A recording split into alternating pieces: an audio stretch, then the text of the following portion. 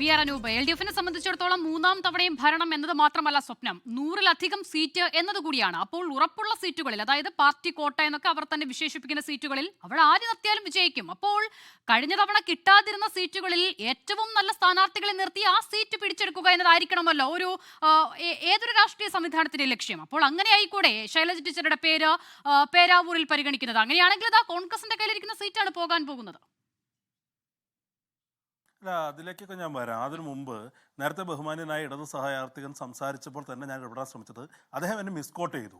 MM മണിയെക്കുറിച്ച് ഏതാണ്ട് എന്തോ ഞാൻ നല്ലത് പറഞ്ഞു എന്നാ. ഞാൻ നല്ലതല്ല എന്ന് പറഞ്ഞത്. ഞാൻ പറഞ്ഞത് MM മണിക്ക് പിണറായി വിജയനെ അപേക്ഷിച്ച് എന്ത് പ്രത്യേകതയാണുള്ളത്? രണ്ടുപേരും അവരവരുടെ പാർട്ടിക്ക് വേണ്ടി പ്രവർത്തിച്ച ആളുകളാണ് എന്നത് കൂടാതെ പിണറായി വിജയനോ MM മണിയോ എന്നെ സംബന്ധിച്ച് അനുകരണീയമായ രാഷ്ട്രീയ മാതൃകകളെ അല്ല. രണ്ടുപേരും ക്രിമിനൽ രാഷ്ട്രീയ പ്രവർത്തനം നടത്തിയിട്ടുള്ള അല്ല പിന്നെ അല്ല, സമയപരിമിതിയുടെ ഒരു കാര്യമാണ്. എനിക്ക് മതിയായ സമയം വേണം. അദ്ദേഹം പറയുന്നത് എന്താണെന്ന് അറിയോ? ഞങ്ങളുടെ പാർട്ടി ഒരു തീരുമാനം എടുത്തു, ആ പാർട്ടിയെക്കുറിച്ച് അത് ചർച്ച ചെയ്യാൻ പാടില്ല എന്നാ അദ്ദേഹം മനസ്സിലാക്കേണ്ടത് എന്താണെന്നറിയോ? ഇത് അദ്ദേഹം പറയുന്നത് റഷ്യയിലോ ചൈനയിലോ ആണെങ്കിൽ, അദ്ദേഹം ഈ പറയുന്ന പഴയ സോവിയറ്റ് യൂണിയനിലോ ചൈനയിലോ ആണെങ്കിൽ ശരിയാണ്.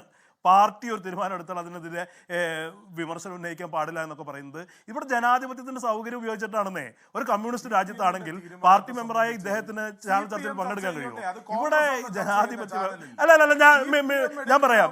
ഇവിടെ പാർട്ടിയെ കുറിച്ച് പാർട്ടി മെമ്പറായിട്ട് ഞാൻ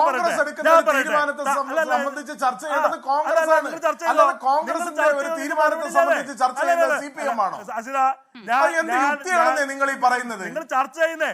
നിങ്ങൾ അല്ല മിണ്ടാതിരിക്കും മിസ്റ്റർ. നിങ്ങൾ പറയുമ്പോൾ മിണ്ടാതിരുന്ന ആളാ. നിങ്ങൾ എന്നെ കുറിച്ച് മിസ്കോട്ട് ചെയ്ത് മിണ്ടാതിരുന്ന ആളാ. നിങ്ങൾ ആ വക അഭ്യാസം നിങ്ങൾ ഞാൻ പറയുമ്പോൾ മിണ്ടാതിരിക്കുക അല്ലായിരുന്നല്ലോ മിസ്റ്റർ.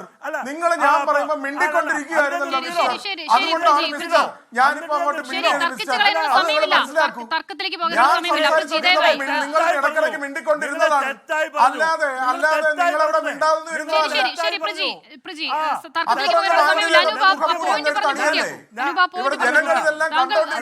പറഞ്ഞതിനെ മിസ്കോട്ട് ചെയ്തിട്ടുണ്ടെങ്കിൽ അത് ക്ലിയർ ആയിട്ടുണ്ട്. MM മണിയെ കുറിച്ച് ഞാൻ എന്തോ പറഞ്ഞു അല്ല, MM മണിയെ കുറിച്ച് ഞാനിത് നല്ലത് പറഞ്ഞു എന്ന് പറഞ്ഞപ്പോഴാണ് ഞാൻ ഇടപെട്ടത്. അല്ലെങ്കിൽ ഇടപെടില്ല. നല്ലത് പറഞ്ഞതല്ലേ അനൂപ് പറഞ്ഞത്? MM മണിക്ക് സീറ്റ് കൊടുക്കാത്തതിനകത്ത് നിങ്ങൾക്ക് എത്ര വലിയ ദുഃഖം എന്താണ്? അത് CPM പരിശോധിച്ചോളും. MM മണിക്ക് സീറ്റ് കൊടുത്തിട്ടില്ലെങ്കിൽ അത് CPM-ന്റെ ആഭ്യന്തര വിഷയമാണ്. അത് MM മണിയും CPM-ഉം പരിശോധിക്കട്ടെ. ആഭ്യന്തര വിഷയമൊന്നുമല്ല. പാർട്ടിയെ കുറിച്ച് ചർച്ച ചെയ്യും. ഇത് ജനാധിപത്യ രാജ്യമാണെന്നേ. ഞങ്ങൾ ചർച്ച ചെയ്യുന്നേ. ഞങ്ങൾ എന്താ വിഷയമല്ലാതെ നിങ്ങൾ ഉന്നയിക്കുന്ന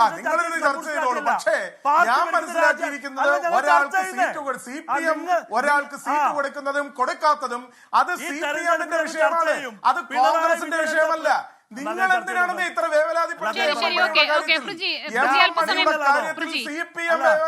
അല്പസമയം മിണ്ടാതിരിക്കൂ, ഇല്ലെങ്കിൽ എനിക്ക് പറഞ്ഞു പൂർത്തിയാക്കാൻ സാധിക്കാതെ ചർച്ച അവസാനിപ്പിക്കേണ്ടി വരും. അനൂപ, ഞാൻ ചോദിച്ച പോയിന്റിലേക്ക് വരുന്നുണ്ടെങ്കിൽ വളരെ വേഗം അത് പൂർത്തിയാക്കിക്കോളൂ. അല്ല, ഞാൻ പറയുന്നത് ഇവിടെ വളരെ കൃത്യമാണെന്നേ. ഒരു ജനാധിപത്യ വ്യവസ്ഥയിൽ CPM എടുക്കുന്ന നിലപാടും ചർച്ച ചെയ്യും, കോൺഗ്രസ് എടുക്കുന്ന നിലപാടും ചർച്ച ചെയ്യുന്നേ. ഇവിടെ CPM എടുക്കുന്ന പൊള്ളത്തിന് ചർച്ച ഇദ്ദേഹം പറയുന്നത് CPM-നെ കുറിച്ച് ചർച്ച ചെയ്യാൻ പാടില്ല എന്ന് പറഞ്ഞ് എങ്ങനെ അംഗീകരിക്കുക? പിണറായി വിജയന് വേണ്ടിയാണ് ഈ പാർട്ടി എന്ന് എല്ലാവരും ചർച്ച ചെയ്യാണെന്നേ. പിണറായി വിജയൻ CPM-നകത്ത് എടുക്കുന്ന പ്രിവിലേജ്, പ്രായപരിധിയുടെ പേരിൽ എന്തിന് പിണറായി വിജയന് മാത്രം പ്രിവിലേജ് എന്ന് പറയുന്നത് ഞങ്ങളല്ലല്ലോ.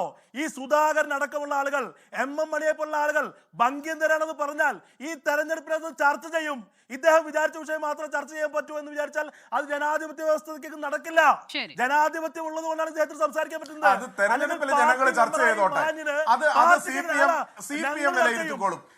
ജനങ്ങൾ ചർച്ച ചെയ്തോട്ടെ. കോൺഗ്രസ് അതിനകത്ത് അത്രയും വലിയ തലവേദന എടുക്കണം. കോൺഗ്രസ് അതിനകത്ത് തലവേദന എടുക്കണ്ട. പിണറായി വിജയനെ നേതൃത്വത്തിൽ നിർത്തിക്കൊണ്ട് പോകുന്നതിനകത്ത് കോൺഗ്രസ് എന്തായാലും ജനാധിപത്യത്തിൽ പരമാധികാരി ജനങ്ങൾ തന്നെയാണല്ലോ. അവർ തന്നെ ചർച്ച ചെയ്യട്ടെ, അവർ തന്നെ തീരുമാനിക്കട്ടെ. അതിനി അധിക കാത്തിരിപ്പുമില്ല. ലോകത്തെവിടെയായാലും ഏത് സമയത്തും 24 വാർത്തകളും ഓഗ്മെന്റഡ് റിയാലിറ്റി പാക്കേജുകളും എക്സ്പ്ലെയിനറുകളും വിശദമായി കാണാൻ ഞങ്ങളുടെ YouTube ചാനൽ നിങ്ങൾക്ക് സബ്സ്ക്രൈബ് ചെയ്യാം.